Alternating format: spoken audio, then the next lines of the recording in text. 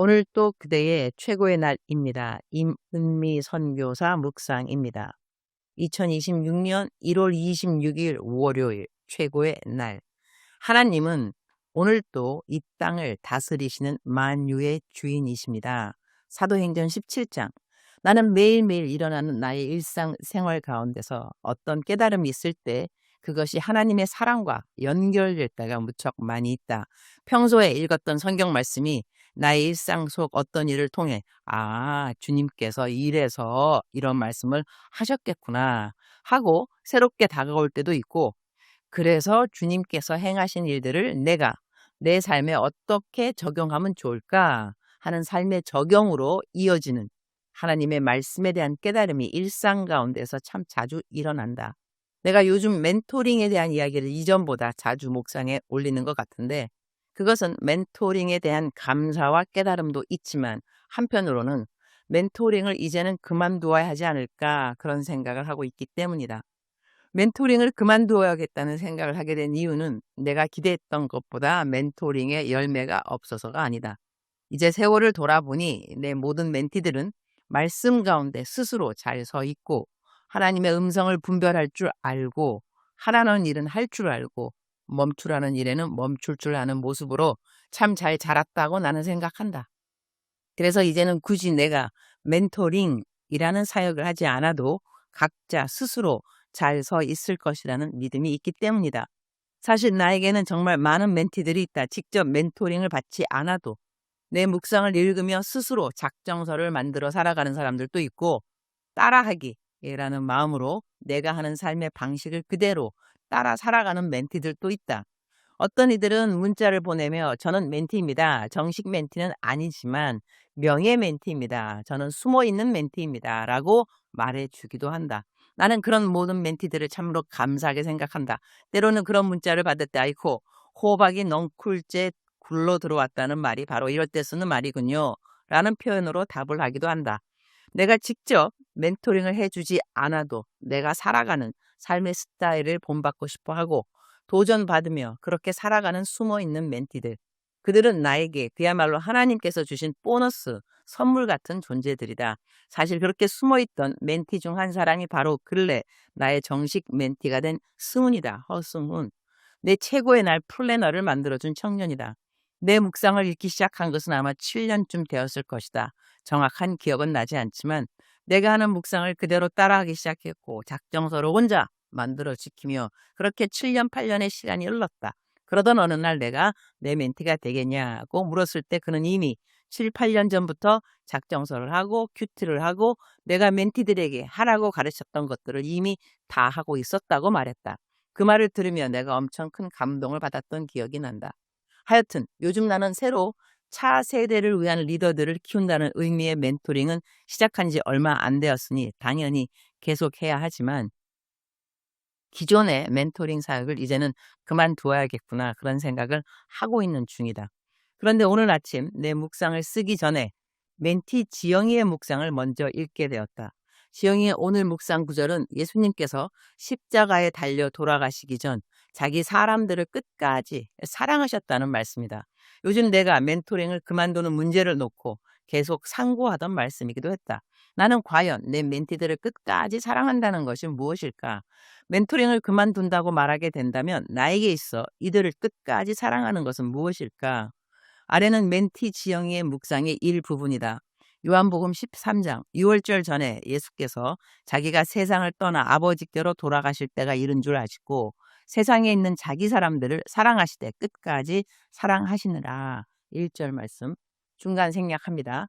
모든 사람은 언제 하나님께로 돌아가는 때인지 명확히 알지 못하지만 우리가 분명히 아는 것은 그때가 누구에게나 있다는 것이다. 그리고 우리의 하루하루는 그때를 향해 더 가까워지며 살아가고 있다는 것이다. 그러니 오늘 우리가 기억하며 살아야 할 것은 허락해 주신 오늘이 아버지께로 돌아갈 그날, 그때에 하루 더 가까워졌다는 사실을 기억하며 자기 사람들을 사랑하되 끝까지 사랑하는 하루를 살아내는 것이다. 때를 아는 자, 그렇게 예수님은 그분의 때를 아시고 남은 시간에 보여주신 것이 사랑이었다. 저녁 잡수시던 자리에서 일어나 겉옷을 벗고 수건을 가져다가 허리에 두르시고 이에 대야에 물을 떠서 제자들의 발을 씻으시고 그 두르신 수건으로 닦기를 시작하셨다. 몸소 보여주신 그 사랑.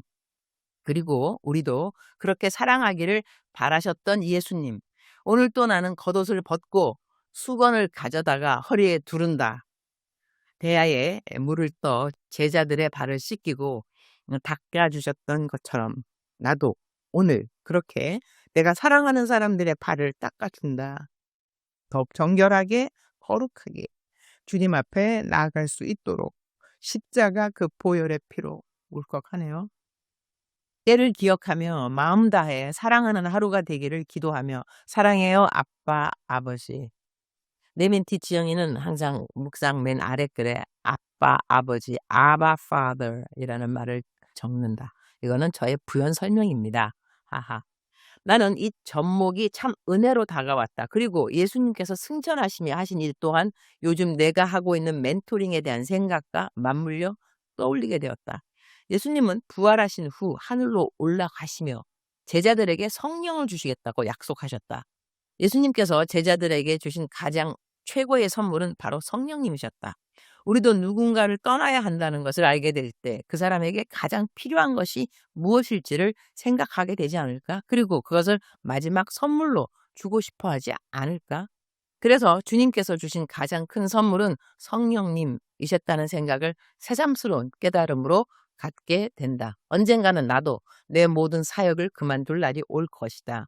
나이가 들어 더 이상 할 수 없게 되는 사역들도 있을 것이고 육적인 이유가 아니라 다른 이유로 내려놓게 되는 사역들도 있을 것이다. 그때 주님이 보시기에 가장 아름다운 마지막의 때는 어떤 모습일까 생각해 본다.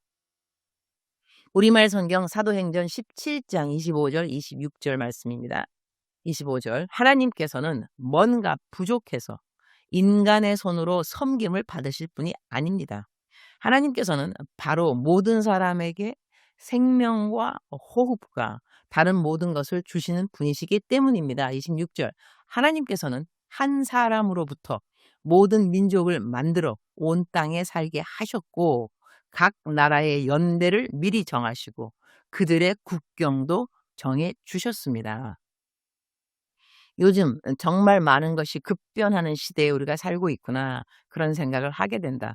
세상에 많은 것들이 빠르게 변한다고 하더라도 변치 않는 것들도 아직 많이 있다고 나는 생각한다. 무엇보다 하나님께서 우리를 향해 가지신 사랑이 변치 않았고 또한 모든 인간을 향해 정해놓으신 하나님의 때가 변치 않았음을 믿는다. 그러니 요즘 들어 더더욱 하루하루를 어떻게 살아야 하는가에 대한 중요성과 심각성 그리고 내 마음속에 단단한 결심들이 그 어느 때보다 더 필요한 시대에 내가 살고 있구나 그런 생각을 하게 된다.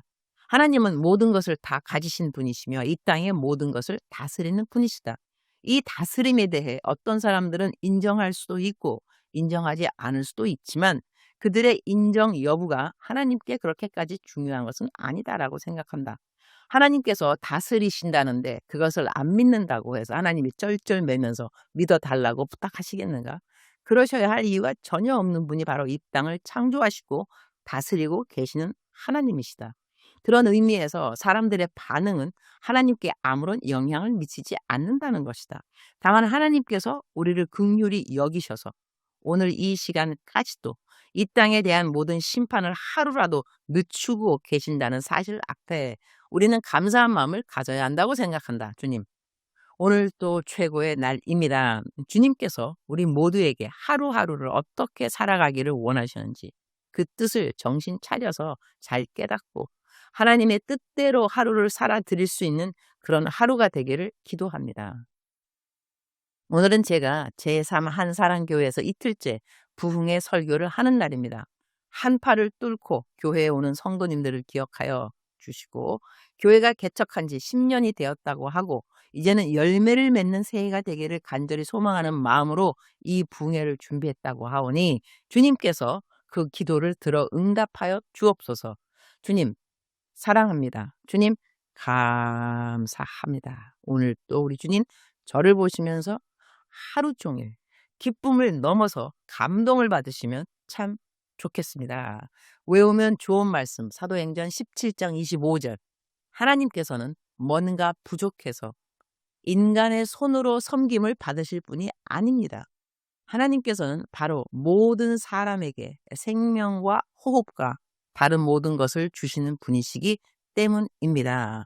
사랑하는 그대여, 사랑하는 그대여, 출석 부르고 있습니다. 대답하셨나요? 사랑하는 나의 아들, 사랑하는 나의 딸. 나는 너에게 오늘 또 새 하루를 주었단다. 선물이지. 너는 선물을 받을 때 어떻게 받으면 선물을 준 사람이 기쁘겠다고 생각하느냐. 선물을 주었는데 이게 또 선물이야? 뭐 이런 선물이 다 있어. 이렇게 말하는 사람에게 선물 준 사람이 또 선물을 주고 싶을까? 사랑하는 나의 자녀들, 내가 너희들에게 새로운 날을 선물로 주었다는 것은 내가 너가 기뻤으면 좋겠고 기대했으면 좋겠고 선물 상자를 받으면 열어보고 싶지 않니? 기대되지 않니? 무엇이 들어있을까 궁금하지 않니? 그렇게 선물을 받는 사람들의 그 반응을 너가 자연스럽게 떠올릴 수 있다 한다면 내가 너에게 새 날이라 선물이라 준 오늘에 대해서 어떻게 생각하는 것이 올바른 생각인지를 너가 알았으면 좋겠구나. 그렇게도 지겹니? 그렇게도 살기가 싫으니? 그렇게도 좌절과 절망밖에 없다고 너는 그렇게 생각하면서 새 하루를 맞이하니? 그렇지 않았으면 좋겠구나.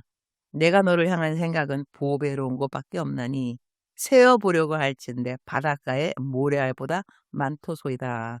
바닷가에 모래알보다 더 많은 숫자의 생각들이 내가 너를 향한 보배로운 생각들이라는 것을 너가 믿었으면 참으로 좋겠구나. 그렇다면 오늘 하루가 달라지겠지? 사랑하는 그대여 사랑합니다. 사랑하는 그대여 축복합니다. 오늘 또 그대의 최고의 날입니다.